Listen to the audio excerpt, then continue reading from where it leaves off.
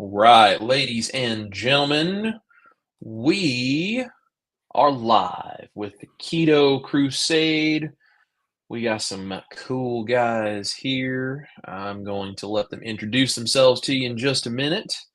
Thank you guys so much for being on the stream. We're going to have some fun tonight, and we're going to talk about hopefully some inspiring information that helps us start to change the world because this is something we really want to do. The three of us have a great deal of camaraderie based on our desire to help people and do amazing things in the keto and carnivore worlds and try to help people with proper human diets. So, you guys don't know me. I am Chris Cook in Nashville, and these are a couple of my brothers in arms, as it were, here in the keto world. I love these guys and told them I would love to do a little something with them, and we've got something special we put together here. So, Mr. Dustin from Keto Simple and Victor from Southern Keto.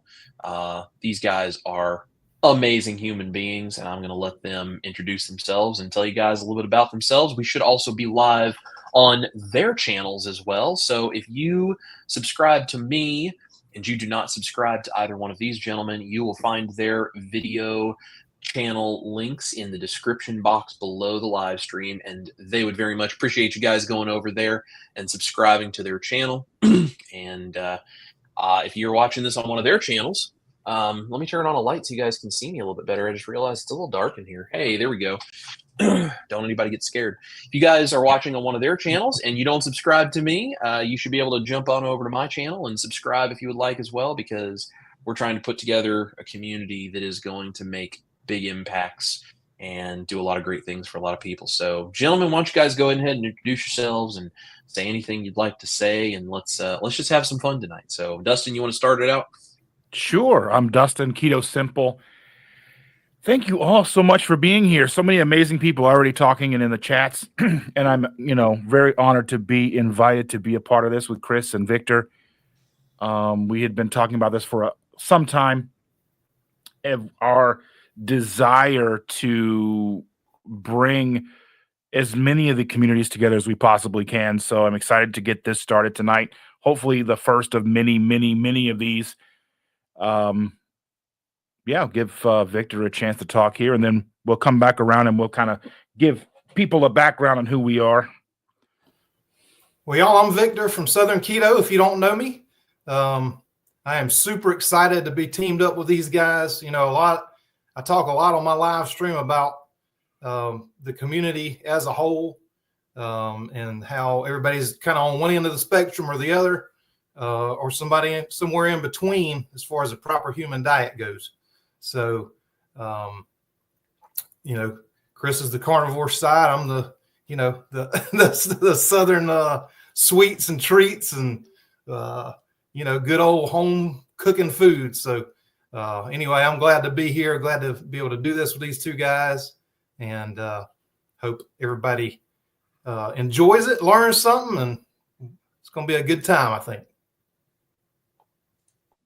Absolutely. I think this is a really exciting collaboration, and I have known both Victor and Dustin for a good while now. It's kind of hard for me to even really remember exactly when it is I've met both these guys, because I've done some different things with both of them.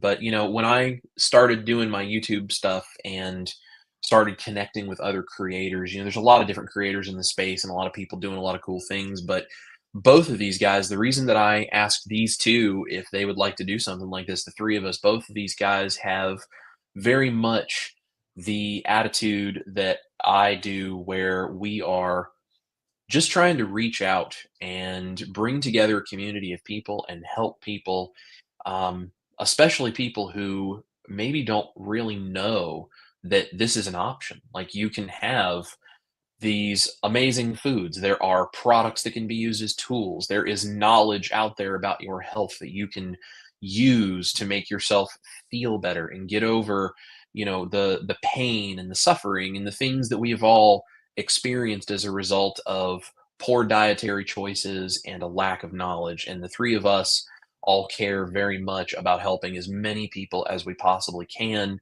and showing people that this isn't crazy, And we're not nuts.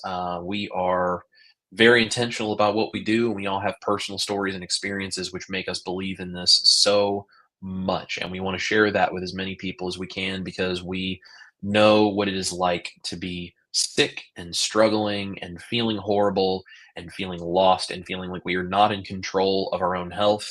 And then finding some information that we start to use that changes our entire lives. And we want to be able to do the same thing and change as much of the world as we possibly can. And so both of these guys are very much my brothers in this. And I could not have thought of two people that I would more rather like to do this with.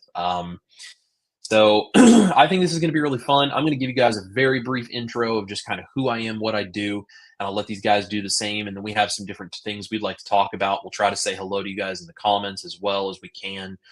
We have this streaming to a lot of places, so we'll keep up as best we can, but there might be a lot of comments. So Chris Cooking Nashville, I started a YouTube channel because I had gone keto and then eventually carnivore at one time, and I'd lost a bunch of weight and I felt great, but I never dealt with a very severe carb addiction. And I felt like I had lost so much of my life, my personality, because I was just eating meat, salt, water, and having my coffee. And most of the time I was good with that, but I felt like I just didn't have all of these things that were important to me socially and culturally because that's the way I was raised. Food was a very important part of my family, and cooking for other people was an important way to say, I love you. And as a result of not dealing with my carb addiction and not really having some of those options, I ended up going back off the rails and I gained a bunch of weight back, and my carb addiction reared a very ugly head. And for almost a year, I was going back the other direction, and I was miserable and sick again and gaining weight and really struggling. And so I started doing carnivore. I went from standard American diet straight to carnivore. I knew that I was going to need to change everything about my approach to my life if I wanted this to be permanent and successful. And I started my YouTube channel so that I could vlog about what I was doing every single week and share my information and my experience, hoping maybe I could inspire a handful of people. That I was telling my wife when I was wanting to do this that if I can inspire one person and it helps them change their life and it helps them improve their health, then it would be worth it for me to do that. And so I started my channel, and then I started sharing what I was doing. And I wasn't real thrilled with the idea of a lot of the recipes that were out there. They just didn't do it for me personally. So I started creating my own. I started posting my recipes, and now here I am today, a full-time YouTuber and doing carnivore and keto recipe creation for a living, along with the music and everything else that my wife and I do, and getting to do great things like have friends like Dustin and Victor in the keto and carnivore world. And I get to do these kinds of things to try to help people as much as I can. It's absolutely wonderful and a massive blessing to have these guys in my life and to be able to do what it is I do for a living, and to have all of you here in the community, because you guys are really the reason that we do this and you're what keeps it going. We are maybe sitting at the steering wheel sometimes, but you guys are the engine that drives the vehicle forward, because without you, we cannot do this. And that's why we are so passionate about it. And that's why we love all of you guys in the community so much. And if all of you would let us know you appreciate that, hit the thumbs up for us on whatever channel you are watching this on, and comment to tell us you are here. That helps YouTube know that we're here trying to help people, and share this with some people out there, because there are a lot of people that need to know about this, and we're here to try to help. So that's who I am. Mr. Dustin, would you like to take it from there, sir? 100%. Yep. My name's Dustin, and I have been doing keto since 2016. The wife and I stumbled upon keto in our quest to lose weight. I was over 420 pounds and very sick. I had a umbilical hernia, sleep apnea, heartburn that I've been taking medicine for over 20 years, severe allergies, all these things, diabetes, all these things. And I've remedied just about all those. I still have weight to lose, but this is a marathon and not a sprint. I still have lost well over 100 pounds. And one of the most important pieces, as Chris touched on, was the fact that I have been able to find satiety. I've been able to get a handle on my food addiction, carb addiction, and truly understand what satiety is and understand how to not be hungry all the time. So while weight loss was the initial driving factor for me to do this, the satiety, the mental clarity, all of these things are what keep me here, along with all of you, the community. As he said, and I'll parrot it, just the fact that all of you are so wonderful and you are so supportive of us. And really, without you, we couldn't do what we do. And what our true goal with this is to try and alleviate the helplessness, the hopelessness that I know some of you feel or have felt in the past or currently. If you're new to this, if you're just finding us just now, you may have that deep sense of hopelessness that you're never going to find what works for you. And just to let you know, we have found what works for us. And we want to make sure that whether it's carnivore, ketovore, paleo, lion diet, regular keto, I don't care if you're eating bologna hot dogs and gas station boiled eggs. I don't care. Whatever it is you need to do to get on your path to find a better you, we're here to support you 100%.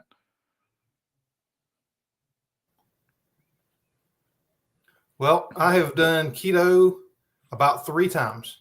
I come from a personal training background, fitness stuff. So initially, we didn't know keto was keto. Now, Atkins was around back then. I'm sure there's some other diets around prior to that as well. But we were doing like a 1970s bodybuilding diet. It was, chicken breast, very little non-starchy vegetables. So we, that's how we did back then. We trained and worked out and everything, and all was well. Then I got out of that for about 18 years, got into business, a sales manager, sales jobs, drinking a lot, eating a lot, and just got out of control.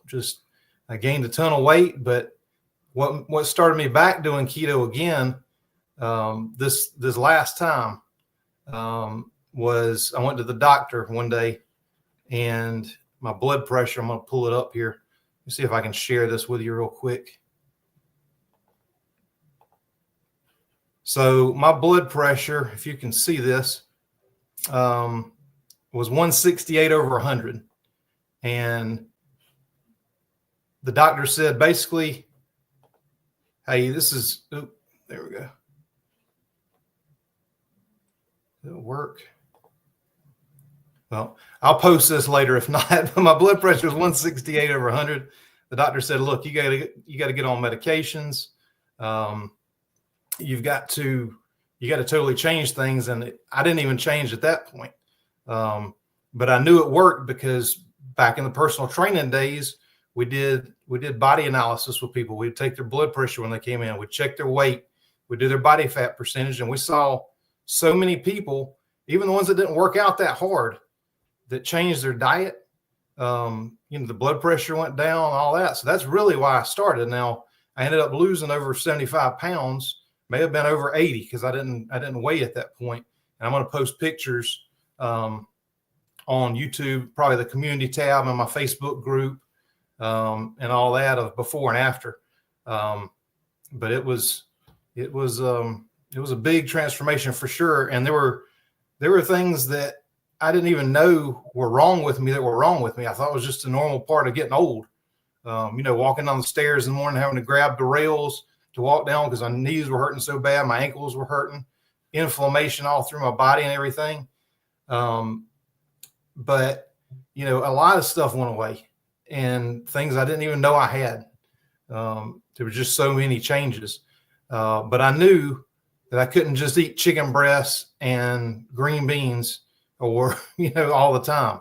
So I wanted to keep eating the foods that I loved, that I grew up with, that were part of my diet. And so I started making recipes because like Chris, I tried a lot of the different things and I'm like, man, this ain't it. I don't like this one. There's great recipes out there. Don't get me wrong, but there were a lot of them that just didn't taste like what I was used to growing up. And they're not going to taste exactly like it, but you can get close.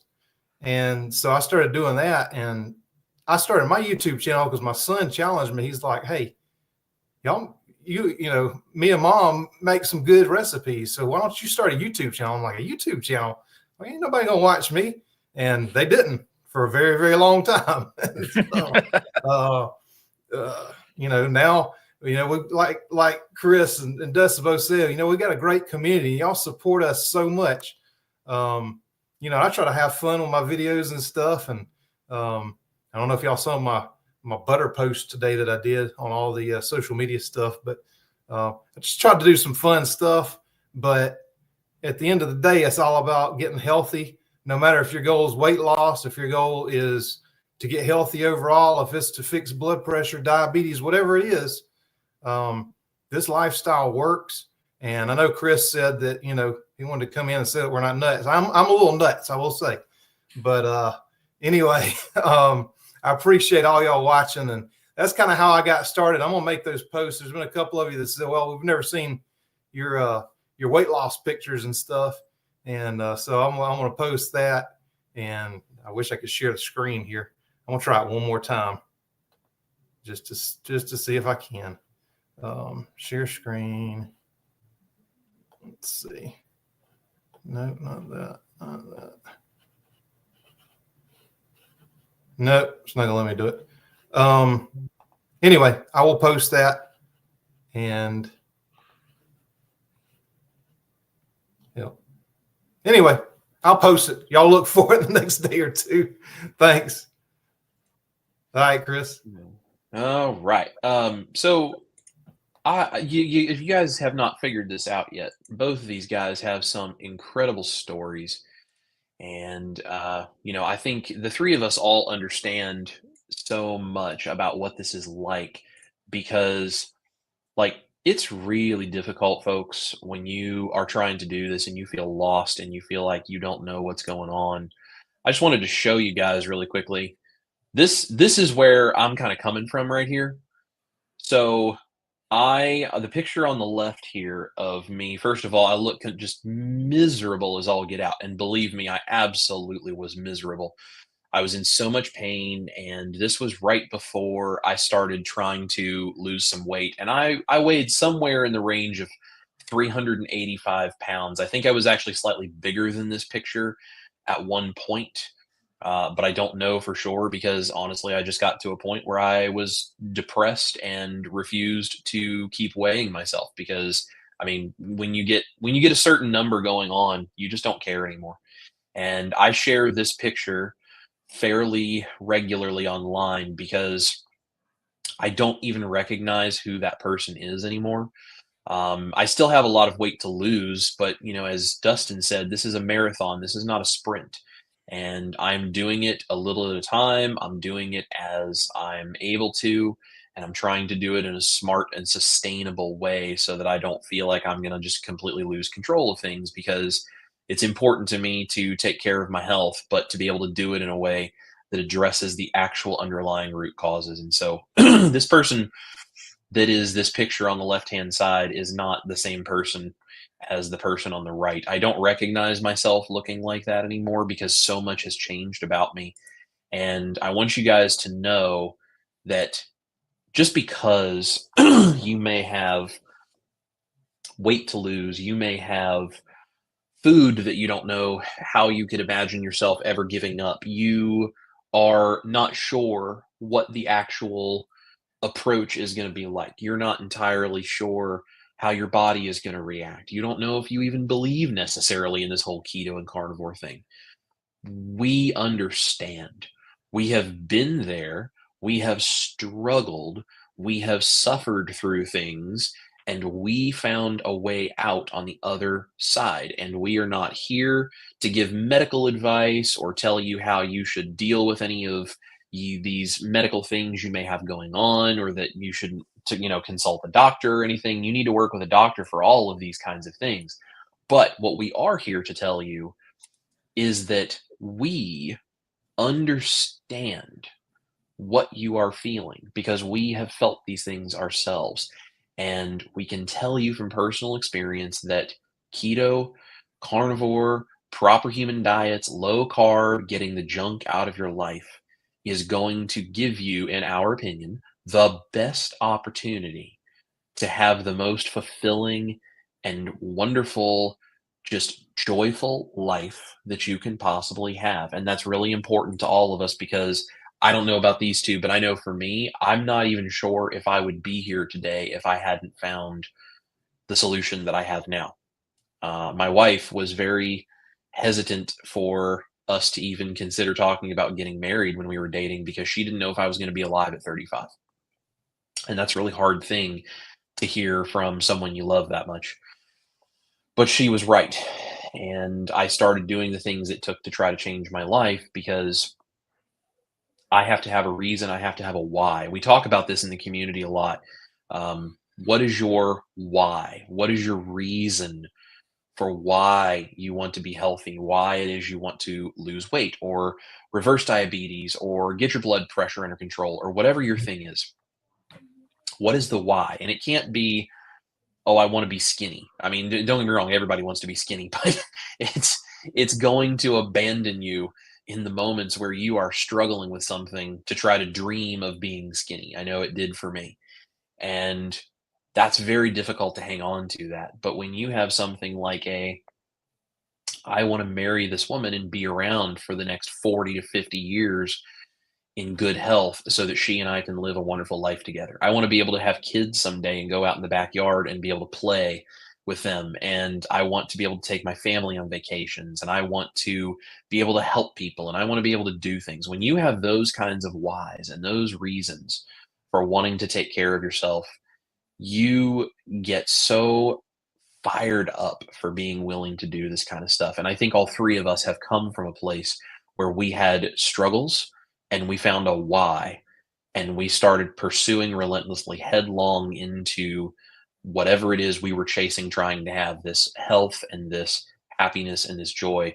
And doing this whole keto and carnivore thing and finding this community has not only allowed us to do that for ourselves, but it has also created this entire community surrounding us as we're doing this, so that we don't feel alone in doing this. And that's why we do the things we do. That's why we do these things on our channels. That's why Keto Crusade is here, because we want to have a community where we can talk about this information, where you guys can come and you can ask these questions. And if we're not an expert in something and we don't know the answer, we're not going to BS you and tell you we know an answer, but we might know someone who does know an answer, and we can help you find out. So you are not alone in the battle to try to figure this stuff out. And there are so many things in the world. There is so much marketing, and there's so much politics, and there are so many corporations and entities and groups of people that stand to benefit from you not necessarily having the information you need to make the right decision all the time. And there's a lot of interests as to why information exists out there.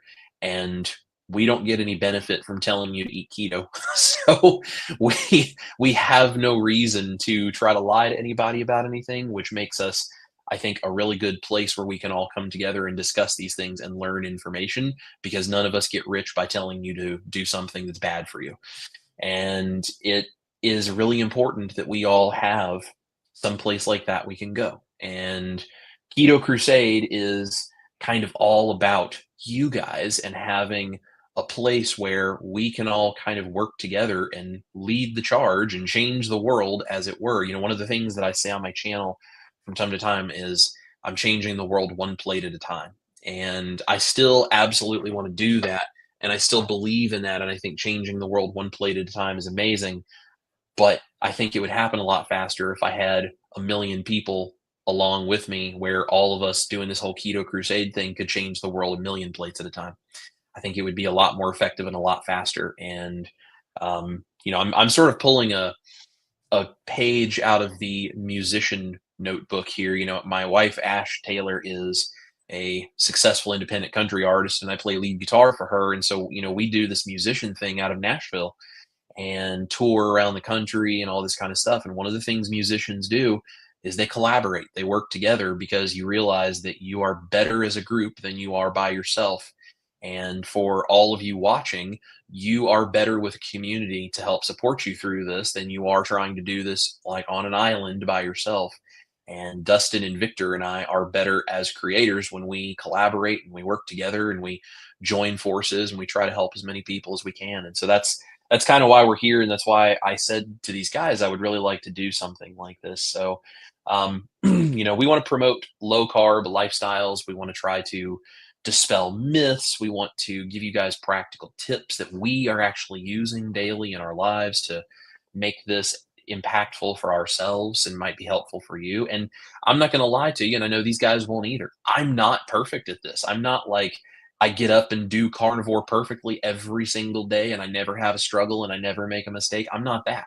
And I'm never going to lie to you and say that I am. And I think that it's very easy in the world of social media to see people with six packs and all of these cool looking things and think, oh, they've got it all figured out. They're perfect. Why can't I be like that? And we're just three real dudes that have real lives and real struggles. And we can show you what it is we do and how it is we stay successful at this and how it is we do what we do. So we are here to empower you guys to have control of your health and in your life.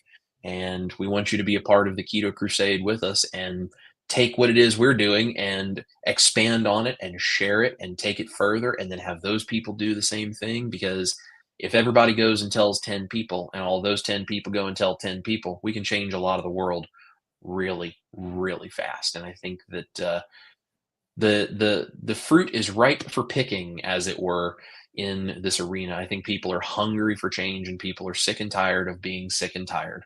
And we're just here to try to help as many people as we can. So I'm going to shut up and let these guys say a couple of things because I'm talking a lot. But yeah, that's kind of where I'm coming from with all this for you folks. Well, Chris, I'm not good at technology, but I just figured out what I was doing wrong. So I'm going to pull that screen share up if you don't care. These two guys got all the technology down. I'm just not. I ain't there yet. Let's see. So share. There we go. So this was the blood pressure. Can y'all see that? Let me know. Yeah. Okay, cool. All right. So this We got you. blood pressure 168/100 right there. This is my chart from my local hospital here. And this was not even my heaviest weight. And weight did have a lot to do with this, which is why the weight came off once I started the keto. But this weight right here is 105 kilograms, which I believe was somewhere around 230, 235 pounds. And I ended up over 250 before I started doing keto again. And y'all don't laugh too hard at this. This was back in the COVID days. This was probably not even my heaviest, but there's a lot of hair there too. But so I lost the hair on keto too. I didn't know that would happen. But anyway, that is a vision, my friend. That's the before and after right there. So that was it. So the weight came off. Like I said, it was a side effect of just getting healthy. And that's a good side effect. I feel a whole lot better being lighter for sure. And like I said, it was over 75, 80 pounds that I lost, in that time and got healthy. So I just want to pop in and show you that, Dustin. Sorry, I jumped over. No worries. Yeah. I wanted to share my screen real quick so I can, because I went ahead and I had to pull up a photo of me here, like a before and after, just to kind of give you an idea. Let me go ahead and pull that in here. Make sure I pull the right one in. Let's see.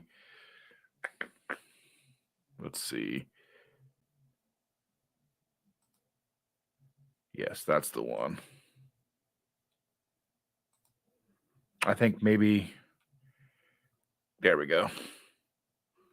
So you can see there on the left, I was well over 400 pounds, and this was just this spring, one of the newer photos that I have from this spring, right around 300-ish pounds somewhere. So over 120 pounds lost. Absolutely amazing. So I've lost about 130. You say you've lost about 120, Dustin. Victor, how much was it you said approximately you think you've probably lost? 75 to 85, somewhere in there. I just stopped weighing at one point. I mean, Yeah, you know, yeah. I mean, so we're between the three of us, like 325 pounds of weight that has been lost. So I we've mean, lost an just the obese three of person. us. Yeah. It's absolutely incredible. Yeah, I mean it's fantastic. And one of the things that you touched on, Chris, is this community and the fact that we get so much out of this community as well. It's not just what, you know, not what we're putting out there, but what we get as well. Like as I'm putting together content and putting together videos and kind of doing deep dives in on, you know, things like, you know, what are natural flavors or, you know, coming across all this stuff, you do kind of get that sense of I'm never going to get this. I'm never going to get all the way perfect. I'm never going to get away from seed oils or maltodextrin. And it's almost like these little pieces seem to kind of pop out of the places you least expect them. You think you figured it out, and then they kind of pop out. But it's so good to have the community here because you can kind of just commiserate a little bit, lean on them, get the support you need from them, and laugh and joke with them and understand that they're going through the same stuff that you are. Mm-hmm. You know, I mean, you know, just finding out, like, you know, we were talking earlier today in the live that I did this morning about the True Lime. We've been using that for like 6 years to find out that there's maltodextrin in there, and I don't even know where they're hiding it, but it's there. And now I have to, you know, go either decide to continue using it or discontinue using it. And I mean, you know, that's just on me, but that is one of the big things for me with this community is everyone's so helpful. Everyone is so generous. I mean, extremely generous. Mhm. Mm-hmm. I mean, you can't imagine just how amazing everybody is. And they show up at 7:30 in the morning on a Sunday for lives and, and, you know, they're here tonight and they're so supportive of, you know, this idea that we have to come here and hopefully reach out and connect with new people with the help of all of our friends here. And, yeah, I'm just so thankful. Yeah. Yeah, I think we all have a lot to be very thankful for. We are all very blessed to not just be creators on YouTube, but to be creators on YouTube in this space in particular, because, you know, there are a lot of people that put YouTube videos out on a daily basis. There are not very many of them that get to have such wonderful communities of people that are encouraging them and then sharing stories of success. You know, that's for me one of the things that is so inspiring doing this for you guys is I get messages and emails and it's like, hey, I use this recipe of yours, or I watched this video, or, you know, whatever they talk about, whatever the thing is that they've watched or they use, or whatever it is that's important to them. And then it's always attached with something like, and as a result of that, I've stabilized on carnivore and I've lost 100 pounds, or I've completely reversed type 2 diabetes, or my autistic son will now eat a low carb pizza because your pizza crust is so good. And so that's better for his brain. Or my granddaughter was just diagnosed as type 1 diabetic. And I know that with your recipes, I can give her what feels like a more normal childhood. And I mean, I can go on and on and on with all of the messages of these kinds that we get. And it's like that's what we do every day is we get up and we try to help those people, those kinds of people. And there are so many more out there than we even know that are going through so many things. And that's why you guys all being here in the community is such a huge impact, because one, we're hopefully inspiring and helping you with wherever you are on your journey.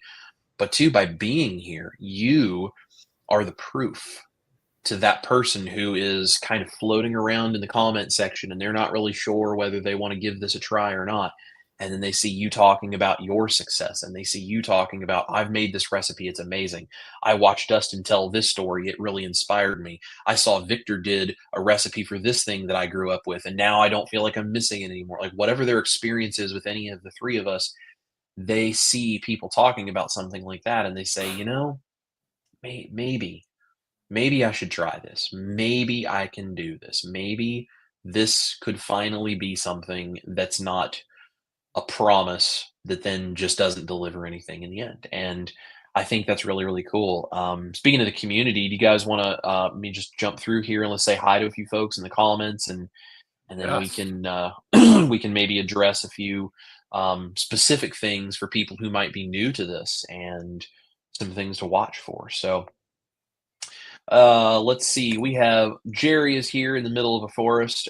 She has a great channel herself, and she is a fantastic lady. She smashed the like button for us. Thank you very much, Jerry. She also says she loves the name Keto Crusade. So hashtag Keto Crusade there, guys. Awesome. We're trying to make this fun. You know, if we're going to spend the time doing this, let's actually make it fun. And Jerry did have a question for us. Says, what do you all use to edit your YouTube channel videos? I'm a newbie and use Canva and CapCut free versions. Thank you, Jerry. I started with CapCut and I use Canva for my thumbnail design, and then I upgraded over time to DaVinci Resolve because that's a much heavier editing software and takes some time to learn. But that's what I like to use, and I've put a lot of time into being able to do that. It's a process. So how about you guys? As far as my thumbnails, I use Adobe Express, the free version of Adobe Express for now, and I use DaVinci Resolve as well.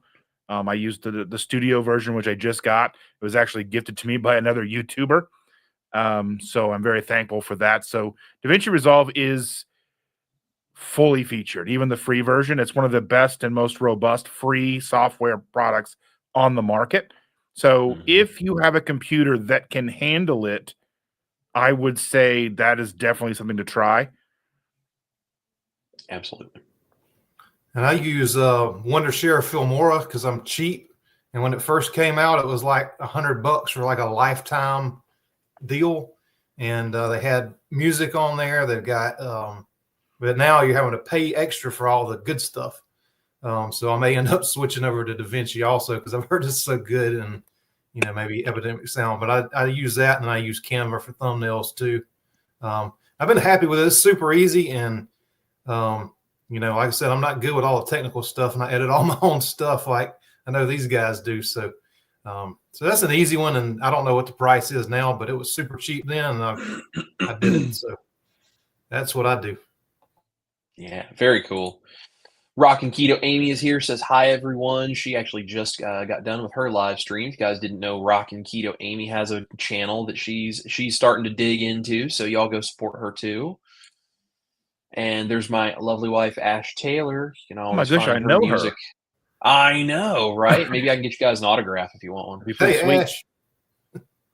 And let's see, we've got Auntie Broken and Bruised is here, and of course Lynn 22QCat is here, and she's not just here, she's saying hello to everyone in the comment section as she does every time she is on a live. She is an amazing human being. And absolutely. Let's see, Carnivore K is here. She was actually in this video I just released this past Saturday for carnivore and ketovore and keto stuffing for Thanksgiving. She is an adorable human being. Love her. Barb Caster is here. Sherry, our Nevada pup, is here. Says, hey, Victor. Hey, Sherry.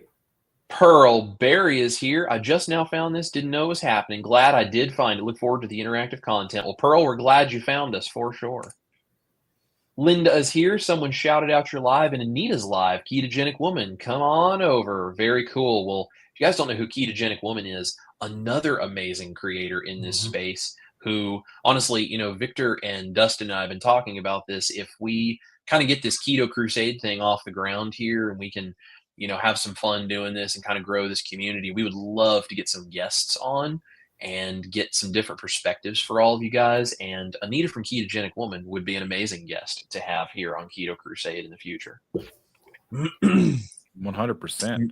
Yeah. Maritza Garza is here. Hi, Maritza. And hey, there's John. We know John. And Jujubee is here. Jujubee was actually just at the show Ash and I played up in Virginia. She is amazing. Low Carb Spin is here. Sean SD Bradley is here. Cindy is here. She says, hello, gentlemen. I am on all three. She's an overachiever. Thank you, Cindy. That's awesome. Rick is here. Charger Mopar is here. Quack, quack. Evelyn is here. And there's CNC Female. That's Donna. She's here. Exchange Student 2 is here. We got a whole bunch of people that have tuned in. This comment section was getting away from us while we were talking. Yeah. We've got Lisa. Hello, Lisa. Hello to Jeremiah. Hello to Sav. All right. And there is Janelle. And I see this name pop up so much, and I have absolutely no idea how to pronounce it, but we are very glad that you're here.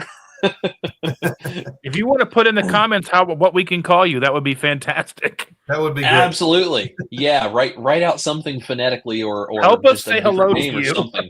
Absolutely. We don't want to just ignore you. There's my parents, Mama and Papa Nashville are here. And Beverly is here. Sonia is here. Hello, Sonia. There's Easy Peasy Keto. Stacy. And yep. Milady Laugh a Lot is here. Paul is here. Visual Keto is here. Tanya is here. Richard Williams is here. Says, good evening, neighbors. He's our neighbor over here in Copper Hill, Tennessee, and always says hello, neighbor. We've got Stephen Stone. We've got Holly Springer. We've got Matt Franklin. Everybody's saying hello to everybody here. We've got Delilah. And Becky is here. Sherry Reagan is here. Woohoo, sliding in sideways. This should be awesome. Thank you for all y'all do. Well, thank you, Sherry. Bonnie is here. Hi from Alaska, all the way up in the far north of Alaska. Yes. And make sure we are not missing anybody. Hey, there's a name we all know, Lynette from Keto Chow. If you guys did not know, Victor and Dustin and I, all three, are affiliates with Keto Chow, and we love their product, and more importantly, we love the people that they are and the transparency that Keto Chow uses. I know so many of the people over at Keto Chow. I love working with them, not just because their product is amazing, but because as people, they are also amazing. And all three of us have affiliate links. So if you want to support any of our channels, you can use our affiliate link, and you can go, one, get a discount on Keto Chow and salty electrolyte products. And you can also support our channel because we get a nice little thank you from Keto Chow, just a little bit, and it saves you money and it helps support our channel, and it helps support a wonderful group of people that are running a very transparent and honest business, and we really appreciate them. Spirit Junkie is here. I was gifted a membership. I want to say thank you to the kind person. The email didn't say who. Thank you very much. Well, that's super cool. That's cool. Gotta love being gifted memberships. That is always fun. Kenneth is here, says hello to you all. And we're trying to get caught up here. Now, if you guys have questions, you're welcome to put them in the chat. We'll try to get to as many of those as we can. Add Q's in front of it so that we can easily find them. And if you have a question for a specific one of us, tell us which one you want to ask the question to, or if you want all three of us to answer, then let us know that it is specifically for all of us. And one of the best ways, especially when there's many people, if you do want to make sure your question gets seen and answered, you can go ahead and use that super chat function. That does help us out as well. If you go to either of our individual channels, and then, Yep, absolutely. That is a fantastic way to let us know. And it's just supporting the work that we do as well. So we appreciate that. And let's see if I can pull it up here. There is a super chat from In the Middle of a Forest. Jerry says, I appreciate your answers. Got to get with the program like you youngins. Well, I don't know about us being youngins, but yeah, we're here trying to do the best we can for you. So, well, I'm definitely the oldest. So let's see. Yeah, not by too awful much. Amy is here. Besides, I don't think any of the three of us have ever wanted to grow up, so it doesn't really matter at the end of the day. Liz is here. And I think we're catching up with everybody. Annie B is here, says, way to go, Dustin. Good to see the three of you together. Y'all really make this work for us. All right. Thank you so much. Yeah. Yep. Everybody just saying hello to everybody. This is a good one. Lori wants to know. Lori says, do you all take vitamins or supplements? For me personally, the only thing I do is I supplement my electrolytes because our water supply just does not give those to us anymore the way it used to. I add iodine because our soil does not give us iodine the way that we would like for it to anymore. And then sometimes in the winter, if Ash and I are feeling real run down, we will do a vitamin D3 K2 kind of supplement because I get the wintertime blues personally. Other than that, if I feel like I need more supplementation, minerals, and vitamins, I go eat some liver. That's what I do. So, what about you guys? I utilize salty. I utilize various types of electrolytes, just like Chris. And I do add in a it's magnesium supplement that has like 5 or 6 different types of magnesium, just to kind of cover my bases. And sometimes I throw in a little extra potassium in there as well. And definitely right now, when like the sun goes down at 3:00, what it feels like, it starts getting dark at 3:00. I take a D3 as well, just to kind of get that extra oomph because we're not seeing the sun. Yeah, no, I do take a multivitamin, and probably get all of that in food, but I just have always done it, and so I continue to do that.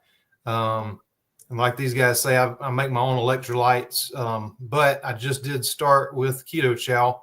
You can watch my video about one of the others on my channel if you want. But I started with them because I really do appreciate the transparency, especially with this community.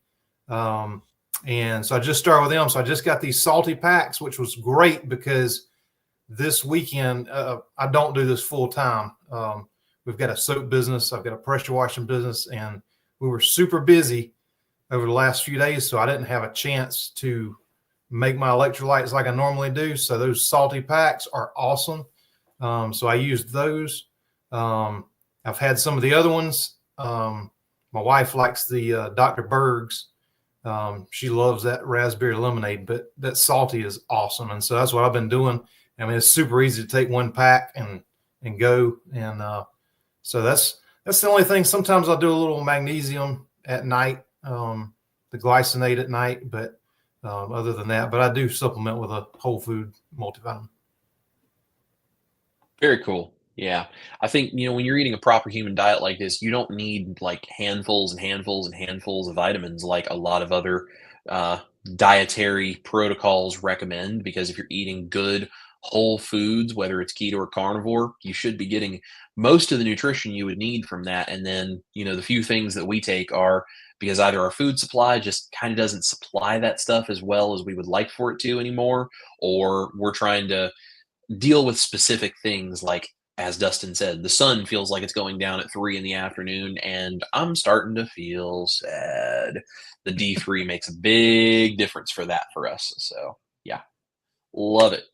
Rick Wynn is here watching, and we've got a bunch of people. See, this is something that's really cool. When I'm going through the chat, I can see everyone saying hello to everyone. And that's exactly the point, guys. We are here as a community. You're all talking to each other. You're supporting each other. You support what we do. We support what you do. And this is how we all succeed. We all work together. Diane is here, says, greetings from Boston, following Southern Keto, but we'll add Chris and Dustin. Well, we really appreciate that. Thank you so much. Every subscriber means more than you guys can possibly imagine, because Dustin and I talk about this fairly regularly, and he gets into discussions about this. I usually lead him into discussions about this on his Sunday live streams, but we talk about like being a YouTuber is a lot of work. It's really tough. It's very fulfilling and it's worth doing it, but it is not an easy job. And all of us supporting each other and working together, and you guys just showing up for us and everything so we can keep doing this on a daily basis makes all the difference in the world. It truly, truly does. Pasha is here. I hope I'm saying that right. Hello, everyone from Scottsdale. Very cool. We're glad you're here. Toots93X, can anyone tell me where the thumbs up is on a computer screen? If you drop down below the video, there should be a thumbs up down there below the video. And if you're watching on mobile, a lot of times the chat is in the way of it. So you have to put the live chat away to hit the thumbs up and then pull the live chat back up. So,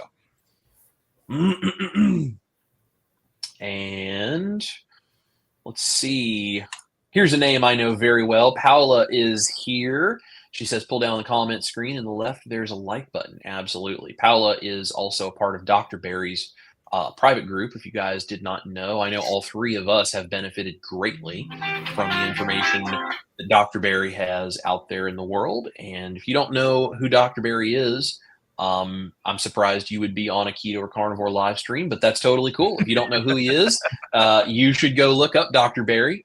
But you will get an amazing amount of information from him. And he also has a private group if you want more direct contact with his coaches or with people because you have more distinct medical type things that you want some advice on.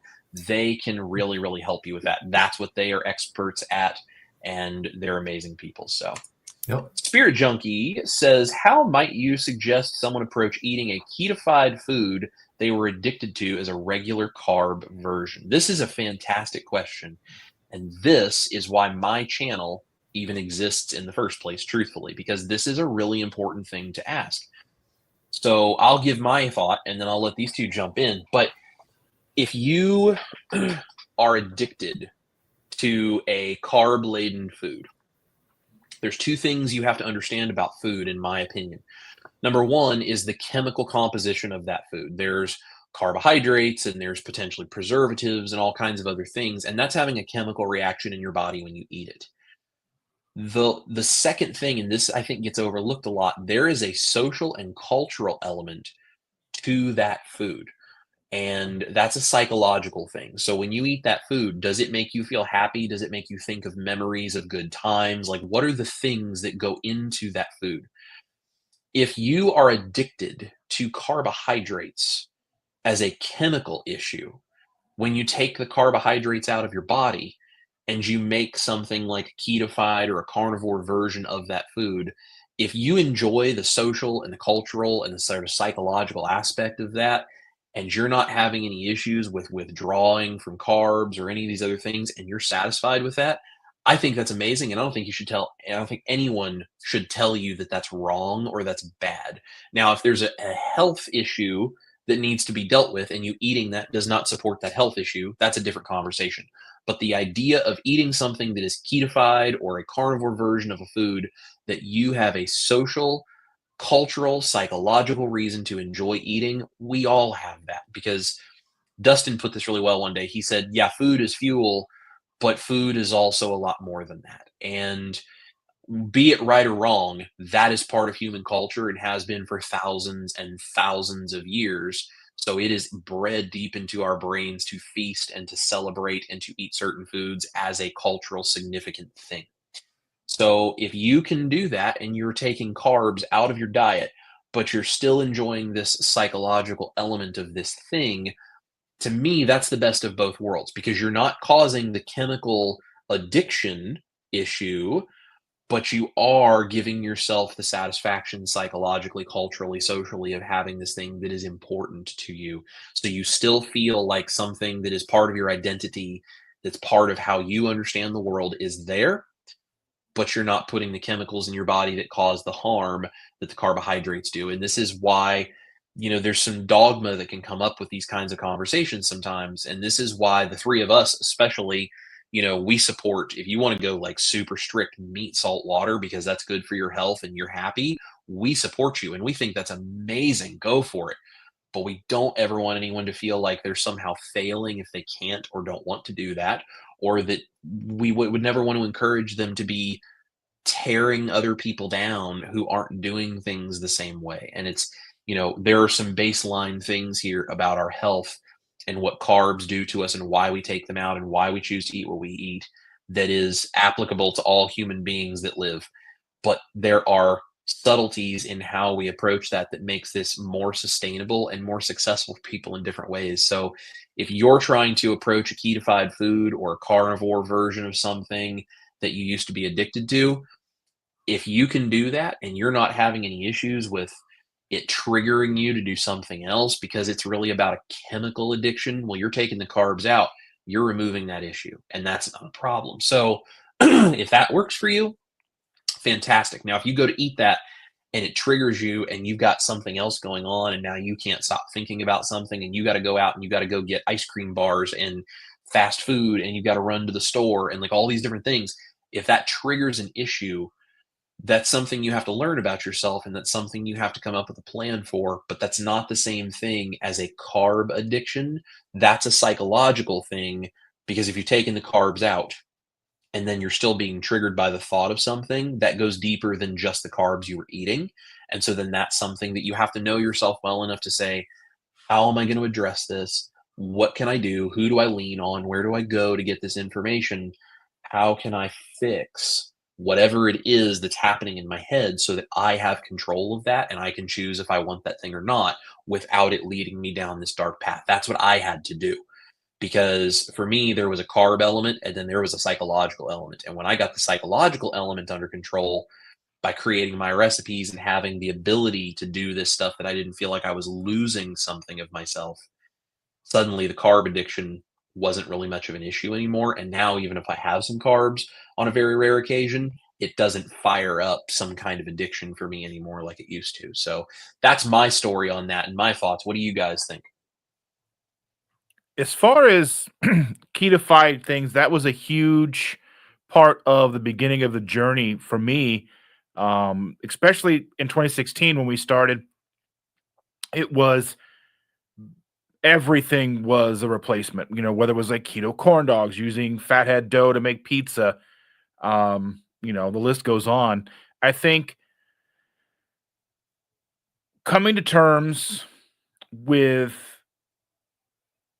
certain foods are probably going to be off limits for forever, depending on who you are. And some foods, depending, you may be able to find a replacement. And as time has gone on, there are, different types of cookies on the market. There's like Oreo type cookies and all these things. And you just kind of have to come to terms on, is that going to be appropriate for you? And I think one of the things that I touched on earlier is the satiety and the control over food, and the desire for some of those foods goes away.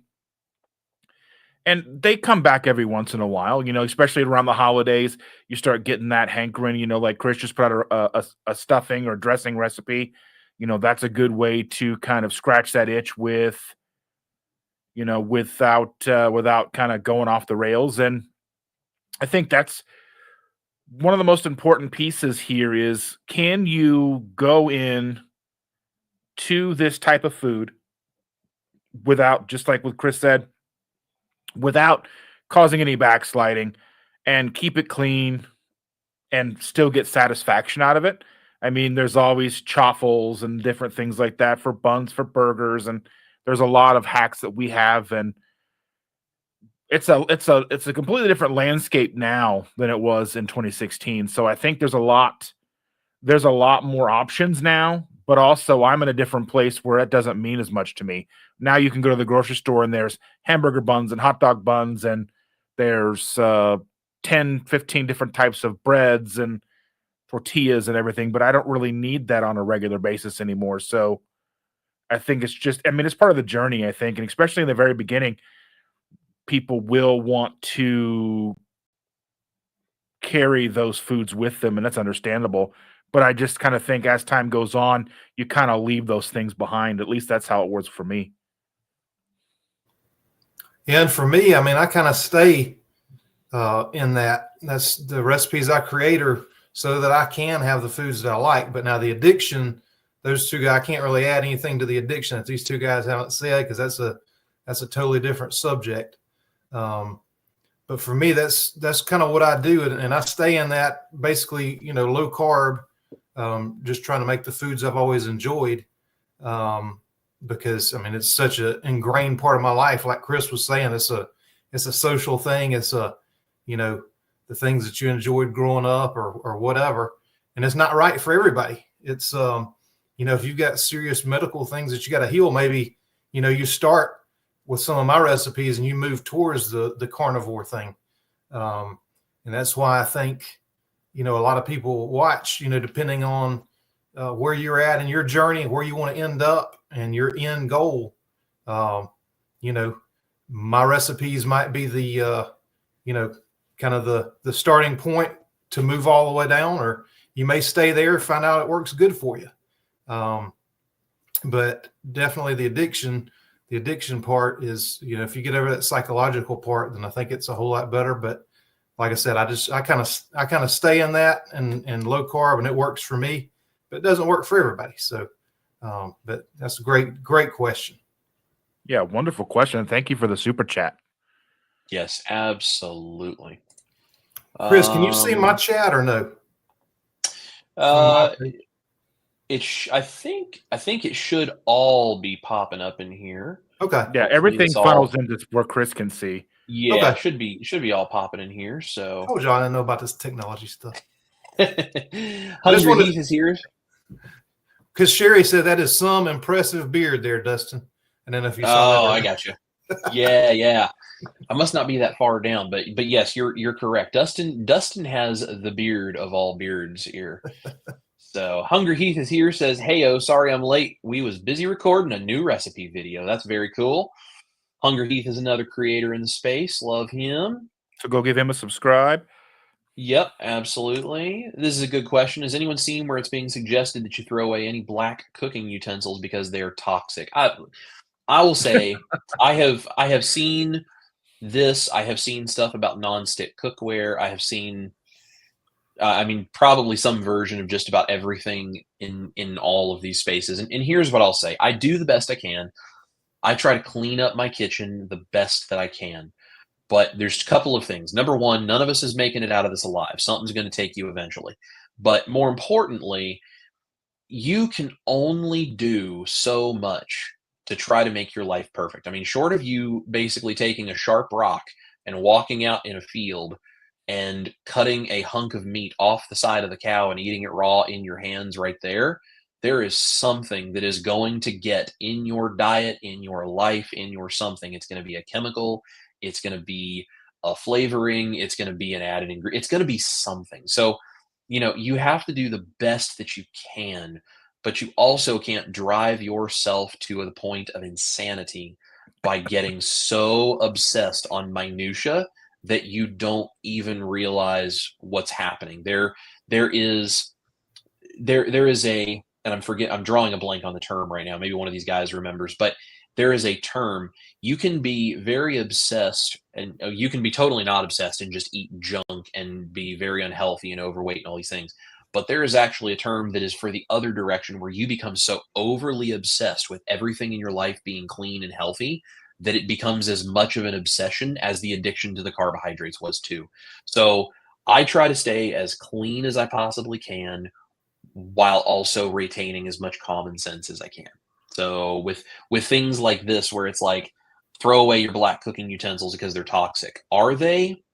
Probably. I don't know. Probably. Yeah. Probably. You know what? I think the air that I breathe living near the city is probably just as toxic, if not more toxic, than those kitchen utensils. So, I mean, you know, I go out and start my car every day, and I'm breathing in the exhaust that's sitting around the car in that little area right there if the wind's not blowing. I mean, you know, we get stuff inside of our bodies every day. And this is an important point, and Dr. Barry has said this in a number of live streams and videos. When your body is functioning properly, because you're not eating a bunch of toxic junk all the time and you're eating things that are good for you, it's actually designed to filter and handle certain amounts of toxins, because our bodies are made that way, where they can handle that. It's because we've put so much into it, our body can't keep up anymore. So when you start cleaning up your body and you get better and better and better, little bits of things like that make it in, your body actually is better at handling that stuff. So I worry about it to the point of, within reason, can I make this cleaner in my life? And if the answer is yes, I do. And if the answer is maybe, but I don't even know where I would start to do that, so I'm not gonna even have a chance to do this without totally freaking out and going down a rabbit hole for the next 10 years, I don't really worry about it that much until I get further information that says I should. I That's just mean, my thoughts on it. realistically, I think like as we move to improve the food or our normal food intake, and we start getting our health, and then as we start kind of pushing and pushing, you'll find different things that are impacting you. It could be, black mold in your house. It could be the Mhm. nonstick cookware. It could be the black utensils. It could be the microplastics in your water. It could be there's just so much that eventually you're probably going to needle it down to where you kind of get to where you are. And if that's a goal, Mhm.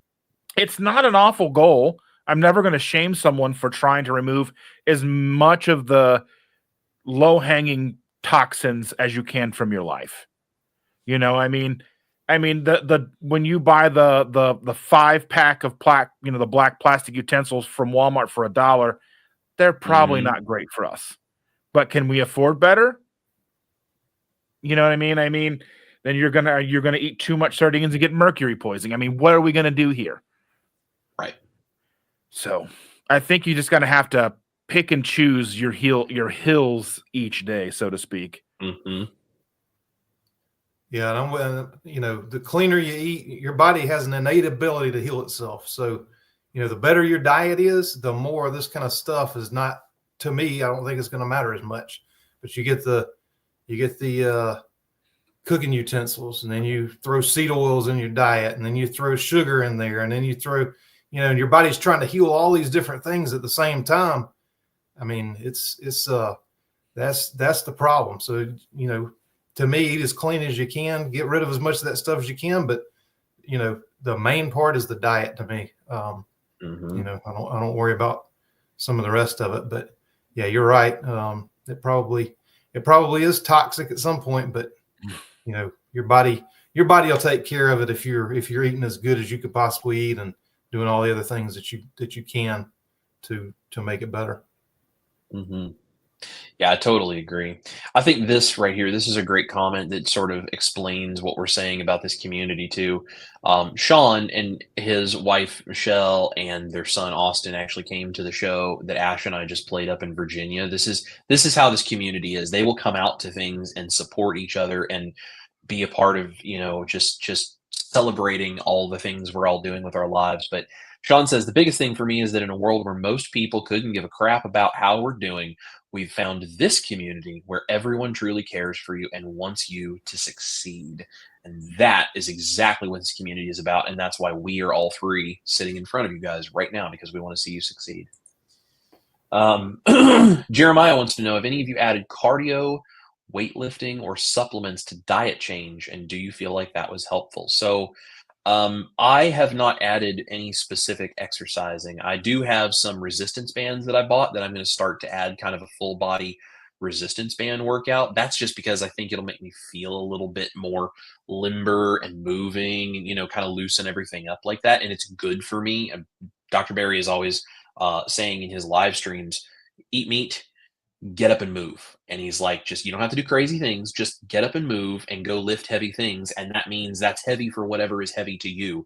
If a gallon of milk is heavy to you, go lift that gallon of milk. You don't have to go to a gym and do all this crazy stuff. Like, just go be active, go outside and play in the sun, go do these things. And so I'm going to try to incorporate a little bit of resistance bands into my life just because I want to be able to move more. But honestly, I tend to just be more active on a daily basis because I feel so much better. I didn't have to intentionally add cardio or weightlifting or supplements or anything else. I just kind of started feeling better and doing more stuff. And now, if I want to do it, like the resistance band thing, I'm adding that in as kind of this is a little extra something that I think might just make me feel a little bit stronger and a little more powerful and a little more getting the blood flowing kind of thing, because it's good for me. But it's not something that it's like, oh, if I don't do this, nothing's going to work. So that's what I do. Do either of you guys do any cardio, weightlifting, or anything else? I don't, but I did ask for a kettlebell for Christmas, so we'll see if I get one of those. Go in the garage and Nice. do kettlebells every day, just like a 20-pound kettlebell. Yeah, and I do have a pretty active job doing pressure washing. So hauling around equipment, lifting stuff, walking outside in 95-degree heat, all that. And I do the multivitamin, like I was saying. But I think the important thing, and like I said, I have a fitness background. And so, I was one of those that would encourage people back in the day to jump on the treadmill, the rat wheel, but to me now, I think it's more important to do something that you enjoy. Get outside, take a walk. If you like hiking, go take a hike. If you like swimming, swim. Don't feel like you have to get on that hamster wheel and the treadmill. And, the old burning, you're going to burn 200 calories an hour if you're on a treadmill for an hour. Do something fun that you like. That's my advice on that. I'll probably get back in at some point and do some weight training because I enjoyed it. But right now, as physical as my job is, I don't really do anything else as far as that goes. But yeah, just do what you enjoy and get outside. That's, the vitamin D, it just makes you feel good. So that's what I would say. Absolutely. I totally agree. Low Carb Spin wants to know, so what baby step would you give to the newbies out there? This is a really great question. If you guys are a newbie to keto, carnivore, or low carb of any kind, and you're trying to figure out what to do, I think the first baby step is you need to go through your house. You need to read the label on everything you've been eating, and you need to give yourself the knowledge of what is actually in the food that I've been eating. Because I know for me personally, when I did all of this, I was eating so much stuff, I had no idea what was in any of it. And when I started reading labels, it just shocked me. And it was like, well, it's no wonder I feel the way that I do. Look what I've been doing to myself for the last 15 years. And so I would say go through your house, go look at every label and learn what is actually in the food you're eating so that you can start making the decision of what do I want to put in my body and what do I not want to put in my body. And you can do all the research and know what all of the influencers say and all the doctors say, and you can know that stuff top to bottom. But until you actually go to the pantry and turn the package around of the thing you're eating and know what's in it, you don't know where you fall within that whole spectrum of that discussion. And so I think you do that. And then once you've done that, you can start saying, okay, so this comes out of my life and this comes out of my life. And you can start plucking the things out of your pantry and out of your refrigerator and all of that stuff that you don't want in there because you've seen the research of why you would be interested in this in the first place. And then when you go to the store, don't buy that stuff again. And you look for alternatives, you look for better choices, you look for recipes like mine or Victor's. You look for a community where you can ask for advice. Dustin I think Dustin's real superpower in this community is he's so good at knowing where all these different people in the community are and bringing people together. And if you connect with Dustin in his community, you connect with everyone else in this community too. And they all have such good information. I've learned so much being a part of that community as well. And so you go these different places and you get the information to refill all of the holes of all of those things you've pulled out of the pantry and out of the fridge and out of your mindset of what you're doing with your food. I think that's step number one. You research this, learn about it, and then you go look at what's actually in your life so that you know what it is you're doing, because knowledge is power in that way. So what do you guys think? What baby steps do you have?